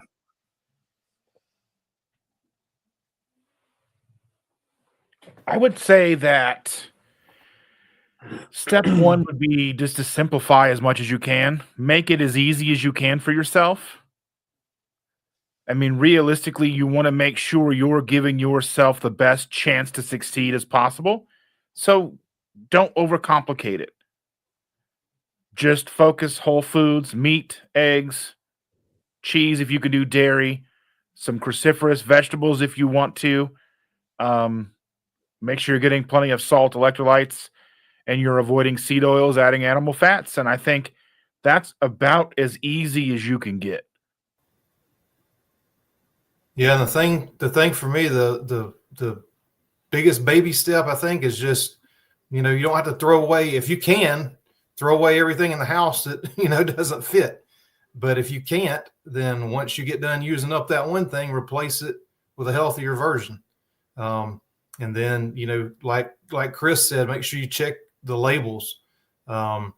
There's so many chemicals and just junk in all these foods that you don't even think about. And, companies spend billions of dollars to make you buy this stuff and make it look appealing. And then once you figure out that it's not good for you, I would say slowly start replacing it, or if you can jump right in, just jump right in. But not everybody can afford just to go into the pantry and throw out everything you got and replace it all at one time. So if you can, great. If you can't, just one thing at a time. And then, those tiny steps end up being bigger and bigger steps, and it snowballs, and then you're where you want to be. Absolutely. Victor, this is one for you. How many ounces of pork rinds will yield 4 cups when crushed? I currently buy the pork panko when making your bread, but it's a bit pricey and I have to use almost the whole jar. So if I remember correctly, it's about 10 ounces. I would have to look, but I think it's 4 of the 2 1/4 ounce bags that would make 4 cups. And that pork panko is pricey. And I did a video about making your own pork rinds, and that's the best. I mean, if you're making the bread, and to me, it's the best taste. It's pretty cost effective, the pork pellets, and you can pop them in the microwave and make them yourself. But, where I live, pork rinds are everywhere. I mean, you walk in the grocery store and that's the first thing you see, and that's in the back of the store, the side, and they're always buy one, get one free here. I know that's not the case for everybody, but yeah, if I remember right, it's about 10 ounces, 4 of the 2 1/4 ounce packages. Cool. Very, very cool. I think this is a great comment. Sherry Watkins is here, says, Keto Crusaders fighting for health for all. I kind of pictured the Caped Crusaders. You guys are better together for sure. Our community is crusading right there with you. Progress, not perfection. Yes, absolutely. Love 100%. that. Absolutely love that. Shirley is here. Love and light greetings from Mile Zero Blizzard Medic. Shirley girl. Matt Franklin is here, says this is one of the greatest communities I've ever been a part of, and that's saying a lot after spending 2 decades in the military. So absolutely. And thank you, Matt, for your service, by the way. Yep. Rock and Keto Amy says the most powerful tool in all of this is the testimony of people like you sharing your stories. Much love and support to all of you. Thank you so much, Amy. And as much as that goes for the 3 of us, it goes for every single one of you guys watching as well. And that's why when you come here and you put your stories in the comments and you talk about, this is what I'm going through, this is the success I've had, that's why that's so important. On my channel, anytime people say I've lost 100 pounds, I've reversed diabetes, I've off my blood pressure medication, like whatever the thing is, anytime someone comes on my channel and they tell us about something they're succeeding at, and it doesn't have to be a big thing. It can be something like, I went a whole week without a cheat meal on carnivore or keto, and it's the first time I've ever done that. That right there is a success. And every single time someone on my channel does that, they get rock on from me, because those successes deserve to be celebrated, and you guys deserve to be celebrated. And that's why we spend so much time talking about that. And that's why we love hearing your successes and stories. Exchange student says, eat your meat, love your life. Yes, if you're not familiar with my channel, I say that at the end of all my videos. Eat your meat, love your life. It's what it's all about, guys. Take care of yourself. You eat your meat because it's a fantastic food, and by making yourself healthier and feeling good, you get to love your life. And I think all 3 of us, we get to love our lives in a way that we didn't before, and that's why we want you guys to understand and share in this with us. Stacy says, question for all 3 of you. What's a good weight loss goal for 6 months, and how much have each of you lost in the past 6 months? So I will tell you, in the last 6 months, I probably haven't lost anything. I might have even gained a little bit. I don't really know, because I don't step on a scale very often anymore. I care more about how I feel and how my clothes fit now. I think there's a couple of things to unpack with this question, just in my opinion. Number one is a weight loss goal for you for 6 months. is going to be completely different for every single person because it's based on how much weight do you have to lose, where is your body at metabolically, what other things are going on in your body, what age are you, what is your gender, what is your activity level. I mean, there's so many factors that go into this that I don't think there's a real good way to describe a specific goal for a person for 6 months of weight loss. I think there is a level of science and chemistry that goes on inside of our bodies that even the greatest minds, I don't think, can fully understand exactly what our bodies are doing all the time on every level. So it's a very difficult thing to give you a specific number. More importantly, though, I think instead of worrying about a number of I want to see this much in 6 months, I think you can set a goal for yourself. If you're like, hey, it'd be cool if I lost 30 pounds this next 6 months. I think that's great. Feel free to set that goal and go for it. But you and your success with keto and carnivore are not defined by the weight that you are. It is not defined by the number on that scale. And there are so many things in your body that have to happen that are far more important than the number on that scale. So there's nothing wrong with using a scale and weighing from time to time to kind of check in and just keep yourself honest about where things are. But I think there are a lot more things that are more important than the number on your scale. Your measurements, how you feel, your energy level, your mental state, like all of those things, those are the things I chase on a daily basis. That's the stuff that I care about. And if that means I'm 150 pounds, if that means I'm 250 pounds, if that means I'm 300 pounds, whatever, as long as I'm feeling great, my body is doing good, my measurements are headed the way I want them to go, I've got the energy level, I've got the mental clarity. I was almost 400 pounds, probably was 400 pounds at one point, and I was to a point I was so apathetic about life and I was so depressed and had so much anxiety, I was probably headed towards being suicidal. I wasn't quite there, but I was definitely headed in the direction of I hate my life so much I would probably want to end it. Um, that matters a whole lot more to me than how much weight I don't do or don't lose in any given 6 month period. So there's nothing wrong with checking, and there's nothing wrong if you want to set with yourself a goal of 20 pounds, 30 pounds, whatever it is, depending on how much you might have to lose. Don't become hyper focused on that and don't value yourself based on whether or not you meet that weight loss goal.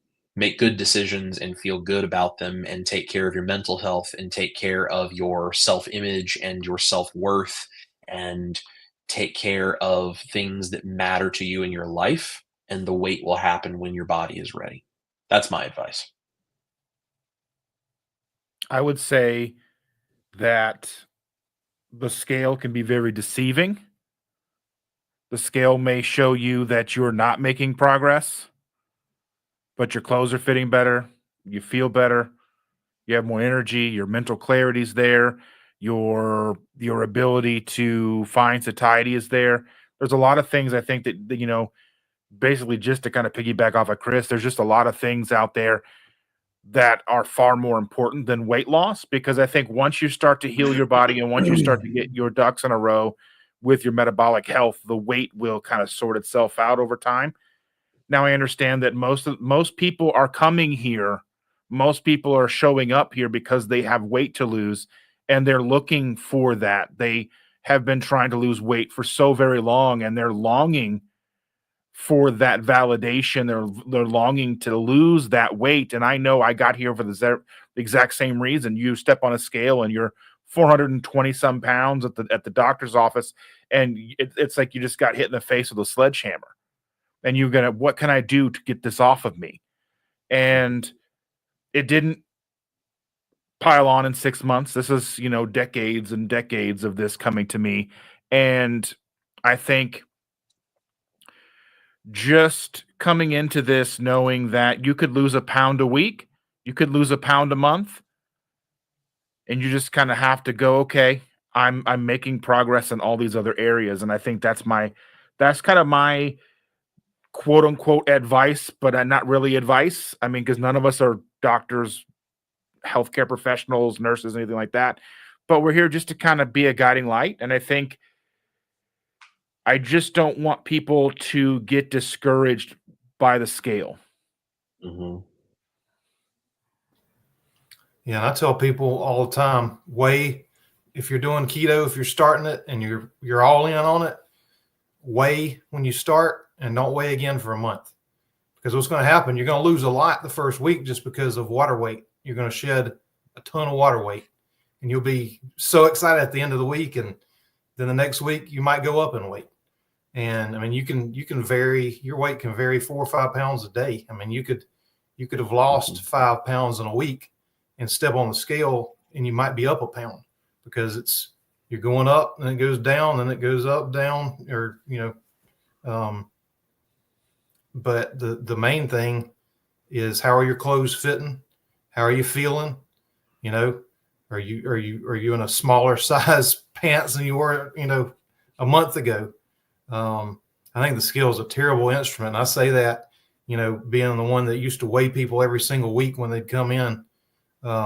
We'd do body fat composition, we'd do weight and all that. And now I've realized how bad that was, because you get discouraged. I mean, you could be doing intermittent fasting and your body's healing itself, your muscles are rebuilding themselves, and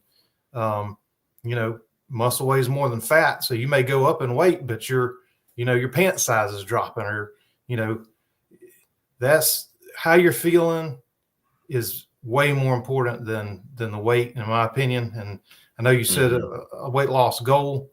If you lose more than 2 pounds a week anyway, if you got to weigh, if you lose more than 2 pounds a week, it's probably not, you're probably losing a little muscle, or if you're eating keto, it shouldn't happen. But, I wouldn't expect more than that. And I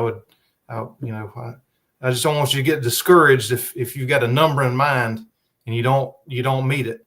But if you're feeling a whole lot better, that is the key.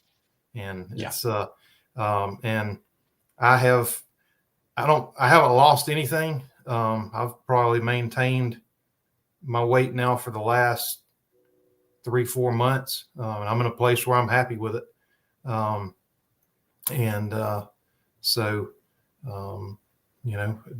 Maybe a pound here, a pound there. It may swing up or down 5 pounds. Like I said, it could swing up and down in a day or two, depending on what you eat. So, but yeah, the old 2 pounds a week is it's a pretty good number if you got to have a number. Absolutely. SD Bradley, Mr. Sean says, all three of you are amazing staples in our community. What is your go-to for a quick meal for those people who don't have much time? What tips can you give them to keep on track? Love you guys. And thank you, Sean, very much for sending a super chat. This is a great question. So there's a couple of things that I like to do. So I buy ground beef in great big packages, as big as I can get, because you get a better price per pound.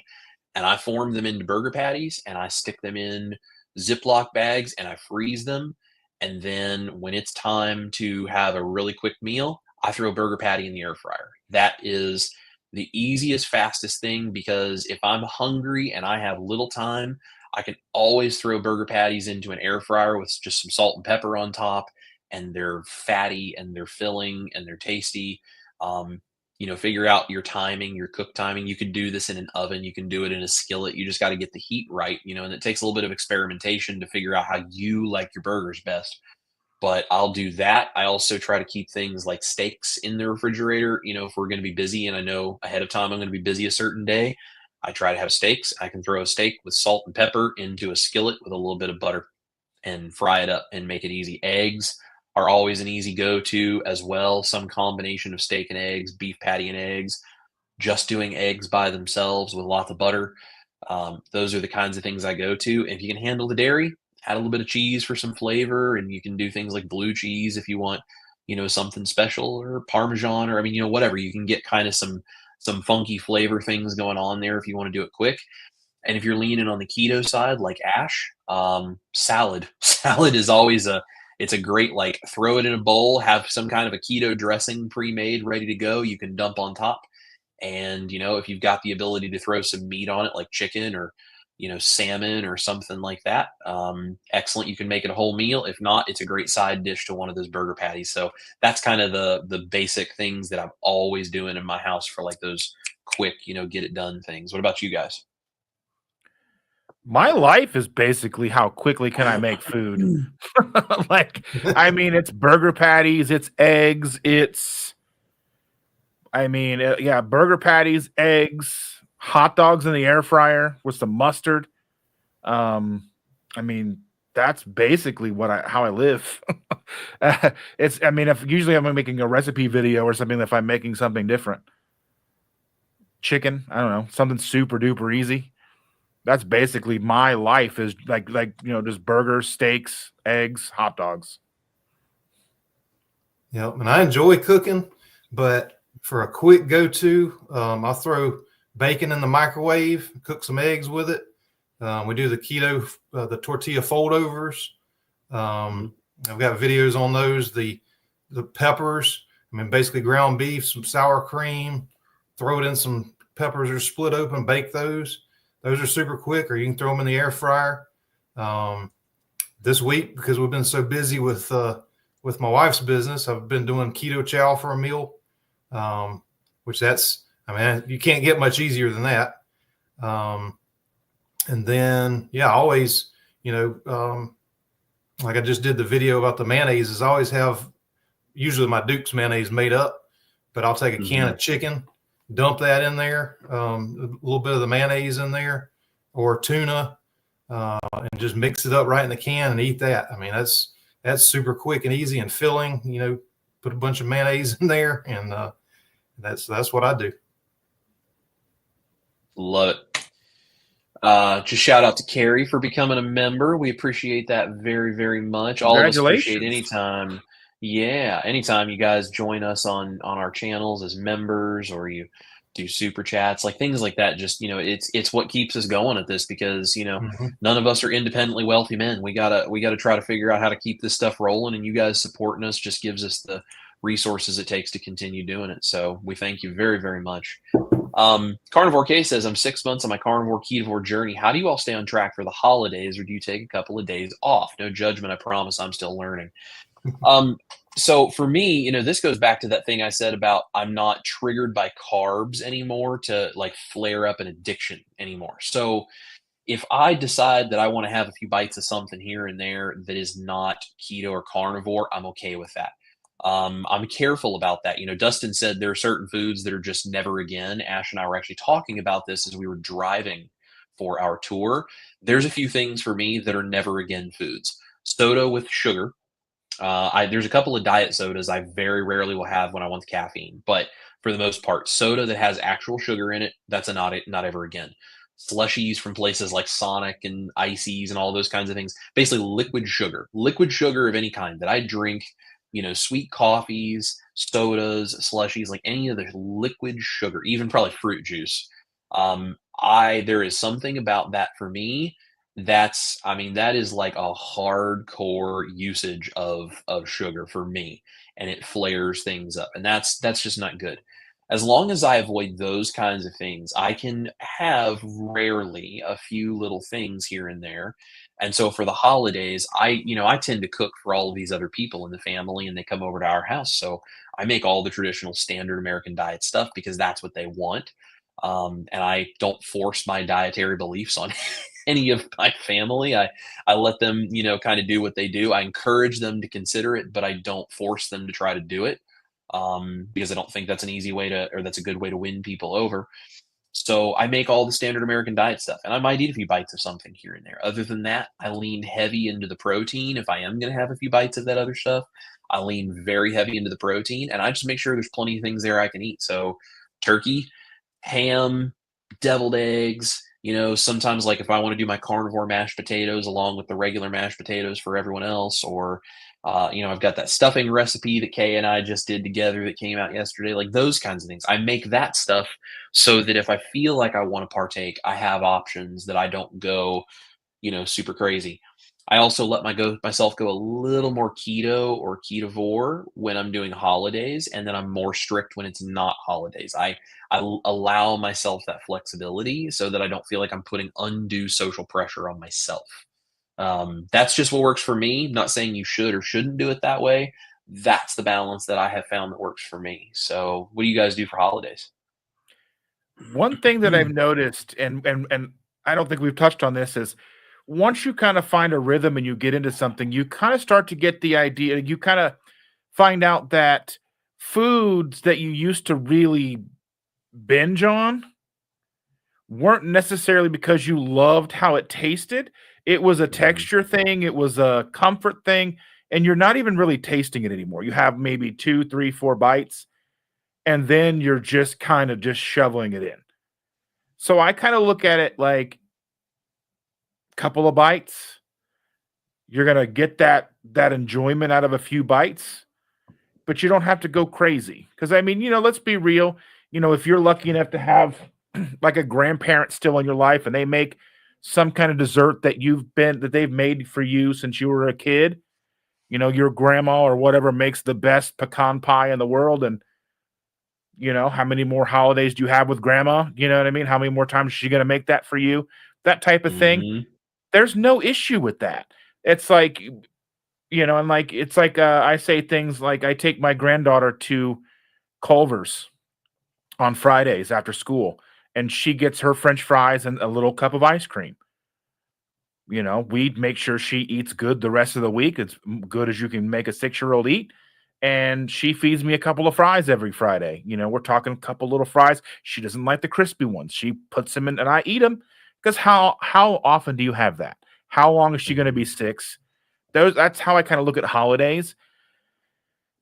Now, if you are a person that is a gateway to you going down a path that you don't want to go, then you have to know yourself. You have to understand yourself, and you have to make the best choices for you. But I think where I'm at, I'm 8 years in. I've learned a lot about myself, and I know, a couple of bites here, a couple of bites there for holidays. I'm usually okay. It goes home with the family. It doesn't stay in our house. So that's just kind of how I look at that. So, yeah. And for me, I make a lot of the old traditional Southern Thanksgiving recipes at my house. My son is the taste tester, and because he's not keto, he goes to McDonald's, 4 or 5 times a week. He's 18, but he's the taste tester. So if something tastes good to him, and he'll eat it, and he eats keto meals every night because that's what we make. And if he's like, I don't know about this, and I got to keep working on it. So I try my best to make those things, and like sausage balls. Deviled eggs, things like that even people that don't do keto will love. There's so many things you can do. And, for me, if we go somewhere like these two are saying, I'll eat a bunch of meat. I'll probably have bites of dressing or whatever. If I don't, if we go away and I don't make everything here myself.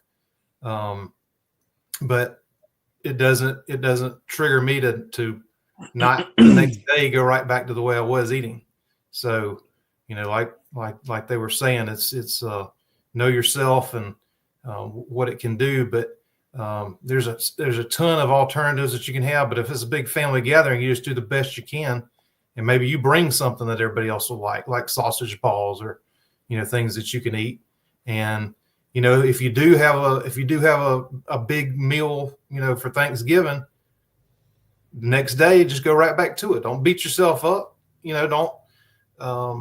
This may be, it's a holiday. So, but don't let that turn into, keep going like that. Just the next day, get right back to what you were doing. That's my best advice there. Yeah, I totally agree. I think, there's a balance that you guys all should be looking for in your life, I believe, that we have hopefully have found or are looking for in our lives as well.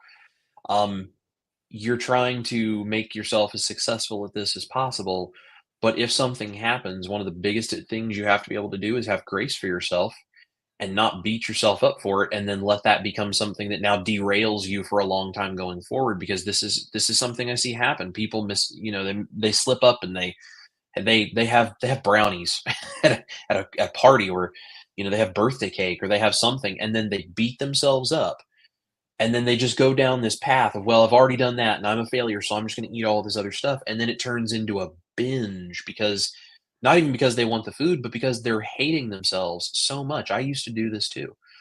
And you just feel so terrible about yourself. And the thing that I had to sort of come to the realization of is, if you have a little bit of something that's not keto or carnivore or whatever the thing is you're trying to do, you're probably not going to feel real great the next day, but that's okay. It's like we've made the choice. We deal with the consequences. That is what it is. Doesn't mean you have to beat yourself up for it, because you're not going to burn in the eternal fires of keto and carnivore hell for having a brownie after you said you were going to go keto. Like that's the way some people get this in their head, where they think if I do something the wrong way, that's the end. It all falls apart. And it's like, this is 95% of the time, if you're doing well, you're still getting an A.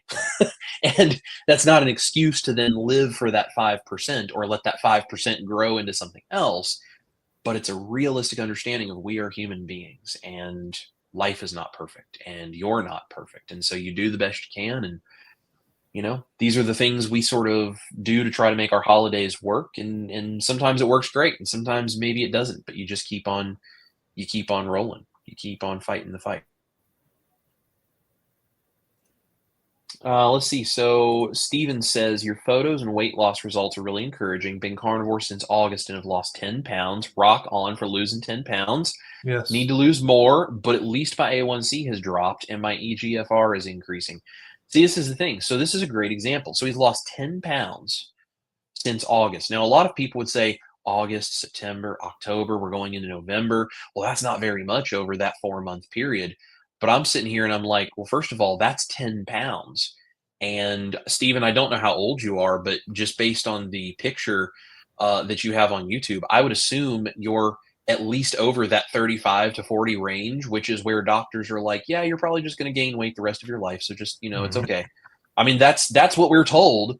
So if you've lost 10 pounds, you've done something that so many people at this part of life find impossible to do. They just gain 5 to 10 pounds every year until eventually they kick the bucket. And they're like, well, I guess that's what happens, right?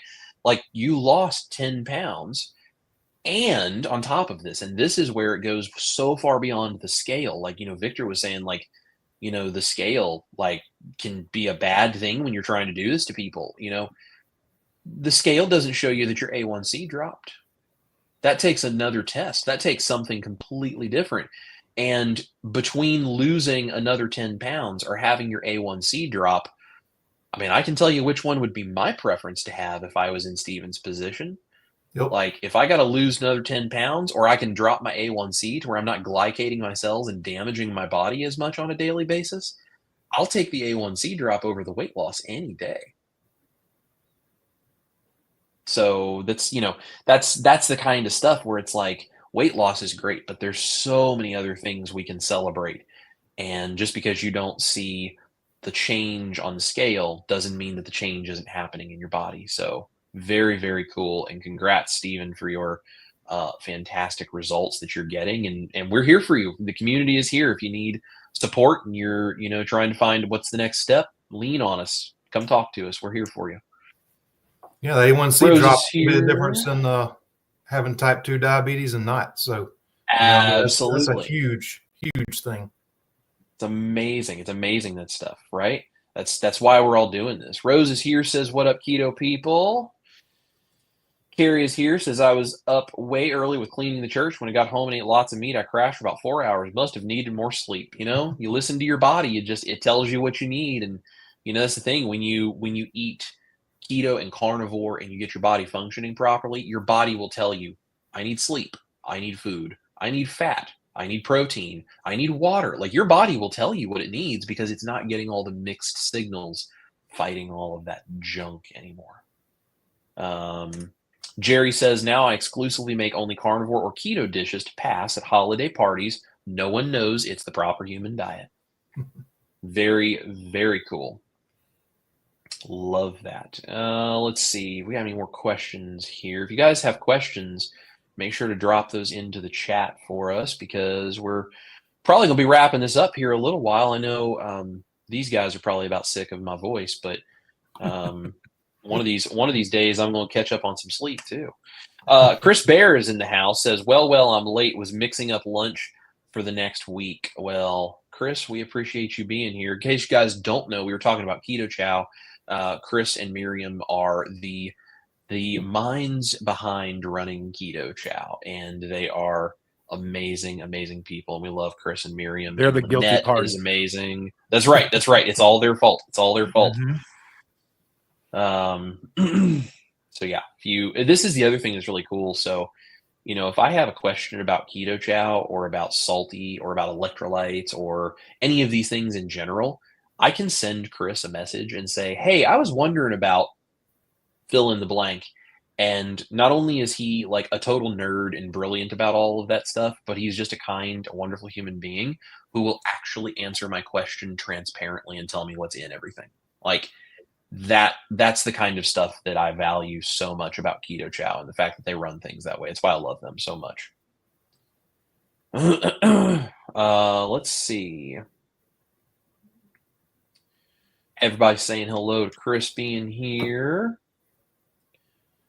If you guys have any questions, please let us know.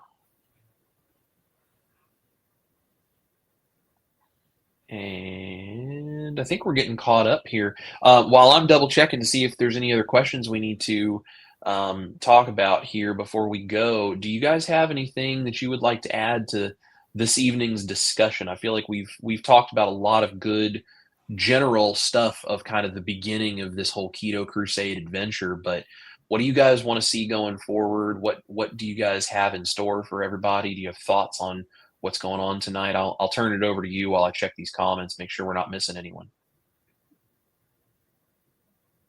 You want to give your thoughts? If you want to go ahead. I've been talking first after Chris, so. Well, I figure since he's up there, then you're second, and then I'm down at the bottom, so just kind of going in order. But no, just I guess my thoughts are just, every day just try to get a little better. If you're new, every day just try to get a little bit better. Make sure you read your ingredients. And like Chris was saying, we're all three of us are here for you. We're on this Keto Crusade to try to help as many people as we possibly can. And I know you guys, it amazes me every week when I get a little report from YouTube on how many times that my videos have been shared that you guys do. Y'all are absolutely amazing. It blows my mind every week that y'all have shared the recipes and things like that. And then, I'll go in the Facebook group that I have, the private group, and that's on my channel. I'll get in the description on my channel if you're not in there. But people make my recipes all the time. They always look better than mine. So I can make some great recipes, but my food is ugly. Some of these people put pictures in there, and I'm like, man, if I could make mine look that good. But no, I'm just excited to be working with these two guys. Me and Chris have been friends for a while. I just met Dustin. He's awesome, and learned a lot from him already. So it's really, really a cool thing. I'm just excited to be a part of it. And y'all, any questions you have, I always respond to my comments on YouTube, and Facebook, and the private Facebook group and everything. So Instagram, I always put stuff on there, but I'm not real active on Instagram. Because I've got a lot going on, so I try to keep up with YouTube and Facebook as best I can. And I just appreciate all y'all being here tonight. And we'll hopefully we'll do this again. What I have as far as goals for this format, this wonderful panel that we've got tonight, and all you wonderful people, is growing the community. Goes without saying. I want to, touch on tough topics, things that may or may not get talked about, share our opinions. The three of us, we may not always have the same opinions on things. And I think that's a good way to look at things, as well as I watch a lot of people that I don't agree with, because even if I don't agree with someone on most things, that doesn't mean I can't glean something from them that impacts my life in a positive light. And I think that's important for our community, where we are sort of starting to fragment. We're fragmenting into keto, ketovore, carnivore, dirty keto, lion diet, and then even within the carnivore faction of what constitutes carnivore. Is dairy carnivore? Is cheese carnivore? Is pepper carnivore? And all these things. And I think we need to rally away from that, because I think it's very counterproductive in the grand scheme of things, where I understand that in those particular communities, they are trying to, and they're well-meaning. I don't think there's anybody out there that's, malicious or anything like that. I think it's just easy to get dogmatic, because something works for you, then you want to. It stands to reason it would work for everybody else, and we just know that with 8 billion people on the planet, and so many of us are struggling with food addiction, diabetes, hypertension. You just name. We're throwing medications at everybody, trying to see what sticks. And I think there's so much for us to talk about, so many discussions to be had in this format. And I think once a month we'll get together. I'm always open and available to get messages on Instagram. You can reach out to me on Twitter. It's all at Keto Simple. And these gentlemen will share where you can kind of reach out to them as well. I'm sure that they have email addresses as well. If you have questions, if you have topics, if you have things that are truly important that you want to see us tackle, I think that's a good way to reach out to us. Or in the comments after this live is over, go into the respective channels, leave comments, let us know what you think, what you would like to see. Obviously, this is the first run, so there's going to be some bugs. We'll get it ironed out. I think it's gone pretty smooth thus far, and I think it's been beyond my expectations as many people have come in and shared your comments, your thoughts, your feelings, or your support for us, and I'm truly humbled by that. And the super chats and the memberships and everything that you guys have bestowed upon us tonight is beyond what I had in my wildest expectations. So I just want to say thank you to everybody, and I want to know what you guys want. Reach out to us afterwards. Like I said, comments in the videos on our channels. You can reach out to the respective ones you feel comfortable talking to. Twitter, Instagram, however you feel comfortable. Email, most of us have all of that stuff listed out where you can reach out to us. Unfortunately, YouTube is not the easiest to communicate with us, but we have found workarounds for that. Yeah, absolutely.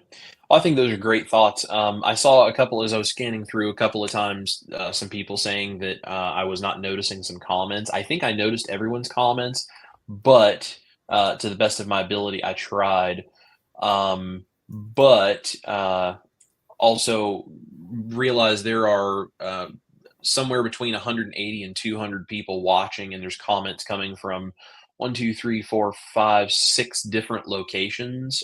So you might not see all the comments, but I see all the comments on my side, and we are trying to keep up with as many of those questions as we can. But that's also why we try to, specifically prioritize the super chats, because it's the only way I can guarantee that I see your comments. So trying to see as many of them as I can. We appreciate you guys supporting us, but we just can't always necessarily get to all of them with that many people commenting constantly. So if we did miss a question or something like that, I apologize.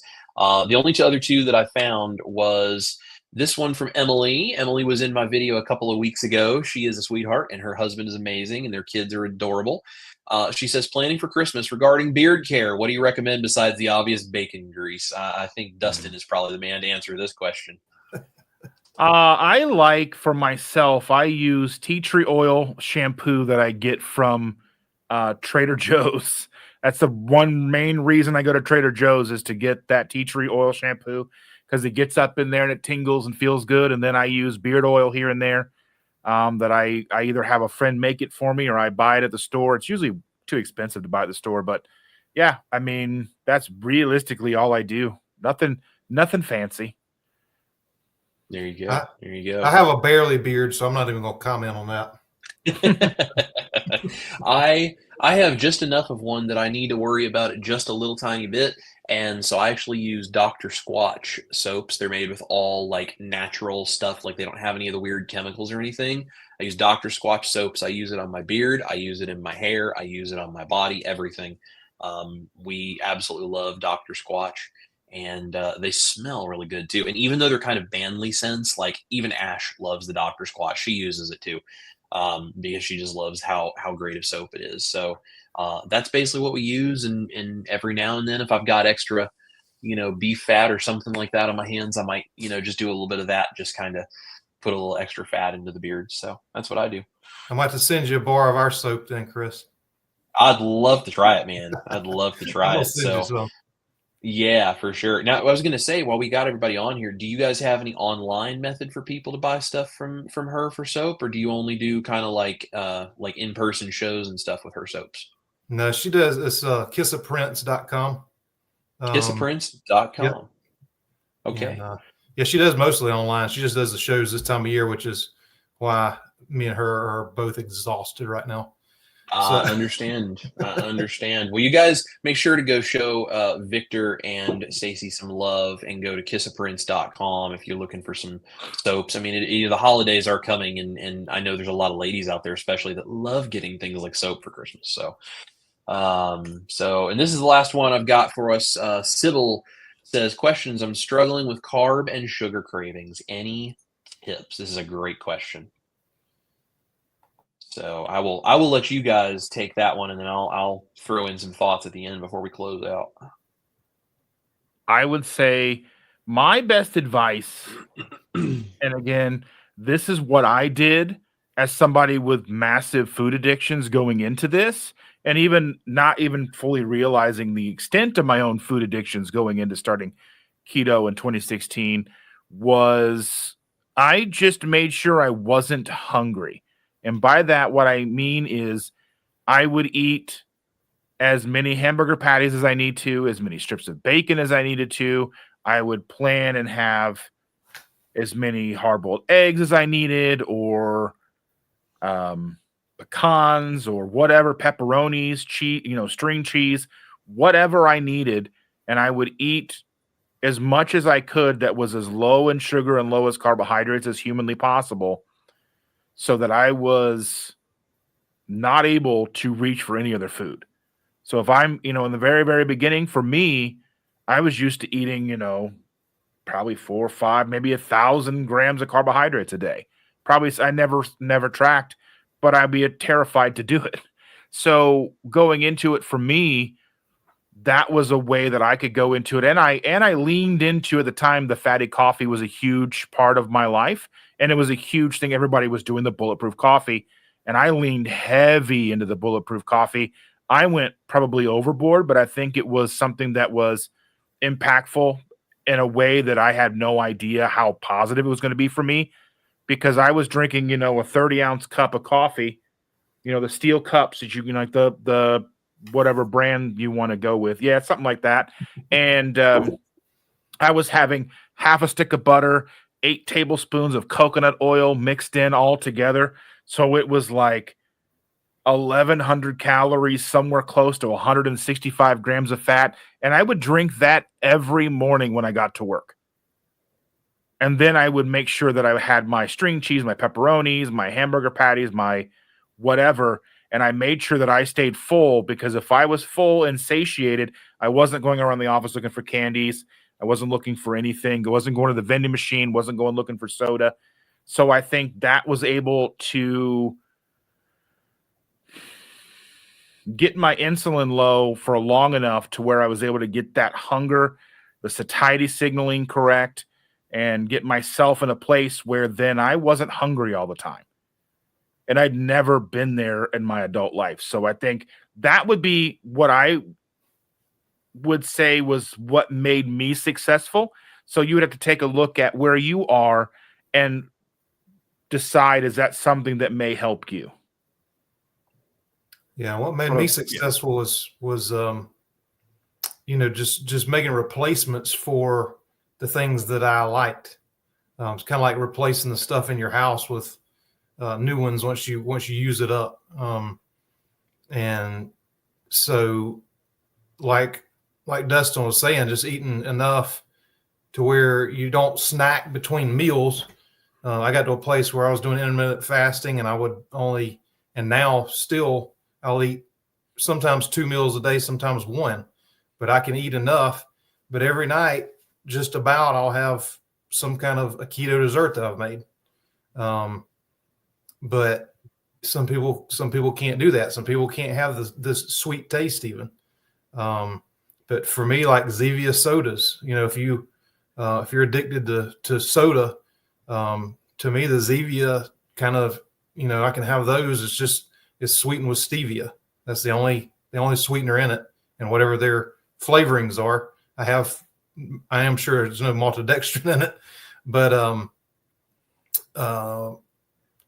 for me, just replacing them with healthier alternatives is what's helped me a ton. And I don't have to go and get my, king size packs of Reese's cups anymore. I just get one of my Reese's bars that we make.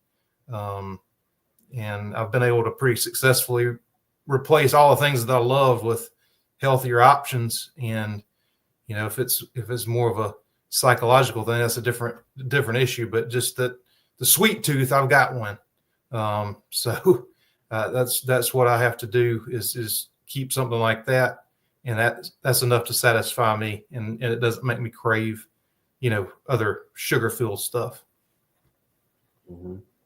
Yeah, I would totally agree with both of these guys. And so what I did was 365 days carnivore with no cheat meals to prove I could do it to myself. Because for me, that was I need to do this for myself to prove that I've got this under control. And so there was a psychological element.